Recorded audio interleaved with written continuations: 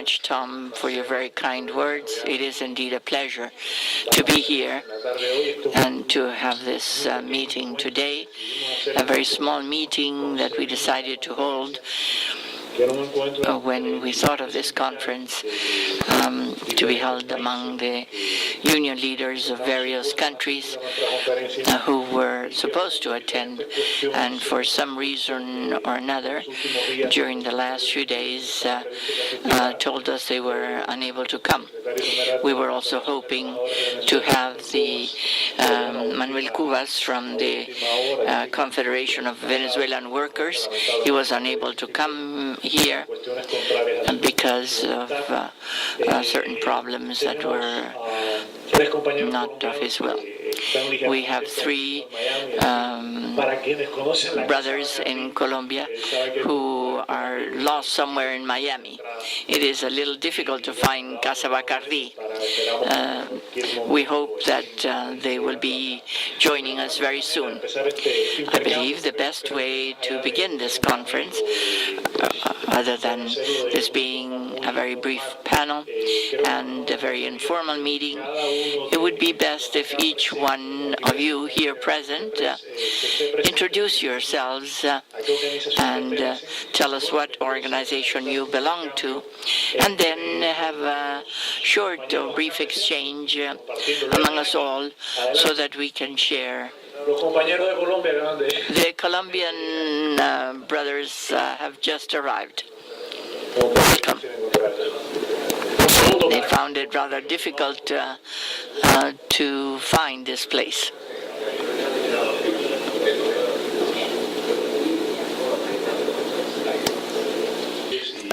Committee for Free Trade Unions that is led by Tom Donahue, and who work with the union leaders who have recently left the Cuban prisons, like Carmelo Diaz and Pablo, who have continuously been in touch with us. The best way to begin this brief exchange today then would be for each one of you to introduce yourselves briefly and tell us who you are. I know almost all of you, but there are several people who don't know many of you, and we shall begin then by introducing Jack Otero, who is the Secretary for the Committee for Free Trade Unionism, Jaimel Ríos for la Fundación para la Democracia, Pepe Collado, the Chairman of the International Group for Corporate Social Responsibility in Cuba, of the Independent Professor of Professors College of Cuba, Ms. Campbell, the Director of the Campbell Institute, Humberto Rodriguez, Ernesto Diaz Rodriguez. I was a former prisoner in Cuba.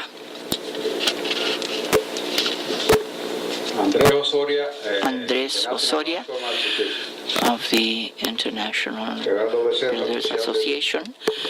I'm the officer of the workers of the Port of Southern Florida.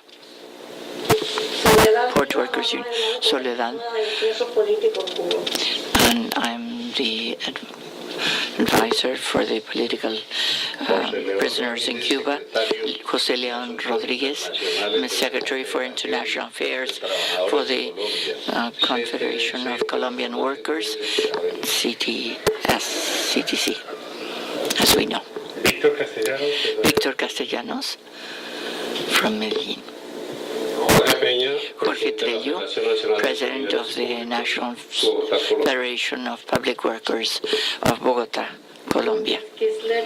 Lourdes Kisler, Director of Programs of the Committee for Free Trade Unionism.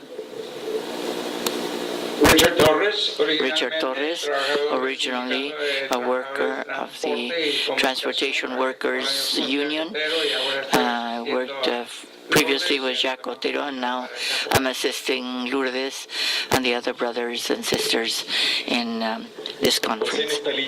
José Nestavilla, a president of the Unitary Organization for Union Representation and the Salvadorian Workers. I work in the electrical industry, in the power industry in El Salvador. Cesar Almendia, the OPEIU, and I'm assisting here Lourdes in her endeavor.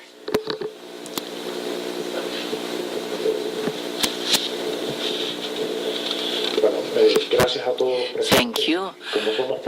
Since we are so few, perhaps you can come a little forward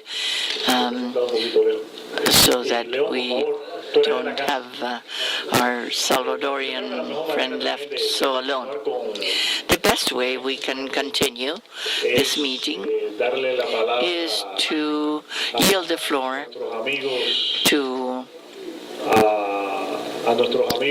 our friends Carmelo, Roberto de Miranda, and Pedro Carlos de Ramos.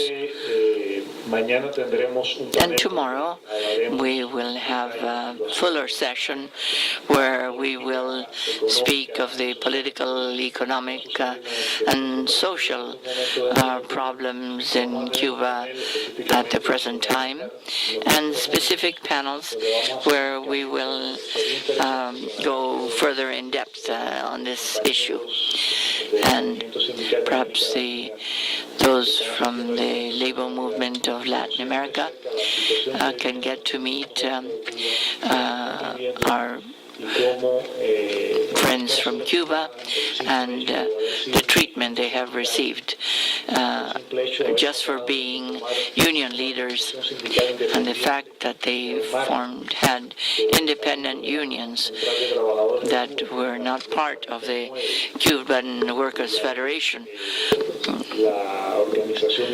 whose laws and regulations the government of Cuba has been asked to change it and to abide by the international conventions, since it was Cuba that had signed the most agreements with the ILO, but not because they have signed